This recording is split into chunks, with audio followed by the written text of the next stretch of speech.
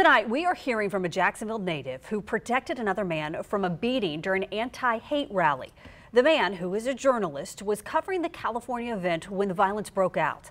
Our Jessica Clark spoke with Al Letson about what happened this past weekend. Hey, Jessica. Yeah, again. How are you? Al Letson is from Jacksonville, and his voice is known around the country. He hosted the national public radio show called State of the Reunion, and now has another radio show. We do a show called Reveal. This weekend, he was in Berkeley, California, covering a gathering called A Rally Against Hate. It wasn't violent at all. They were just everyday people coming out to make their voices heard. But that changed Sunday afternoon when he says some people from right-wing groups showed up and antagonized some people in the Antifa or anti-fascist Black Bloc group. You can tell who the Antifa Black Bloc people were because they were all dressed in all black. They had masks on and, stuff covering their body. Letson said a man he believed to be with a right-wing group started to get chased by the Antifa group. And either he fell or somebody pushed him down.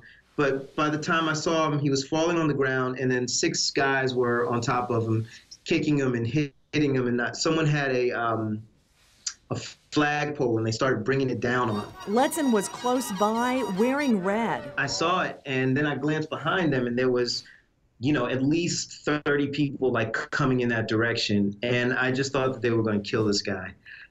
So I just didn't think. I ran over to try and break the fight up. But then I realized I couldn't break the fight up because there was just too many of them, and all I could do was really just lay on top of him. So I just laid on top of him and held him and tried to keep his head from off the ground in the hopes that he wouldn't get hurt too bad. I got hit and kicked once or twice, nothing major. But Letson feared for his life while he was protecting that stranger. At that point, the adrenaline was just rushing in my head. I was super scared. I thought I was going to die. And then suddenly, it just all broke apart. Letson says the man took off, and he doesn't know his name.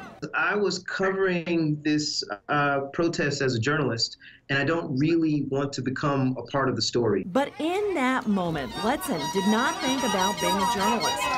I just saw another human being that was in trouble, and and I didn't want anybody to die. Gosh, thankfully he was there to help that man. And Letson says that a man has reached out to him on Twitter, thanking him for the protection. Wow.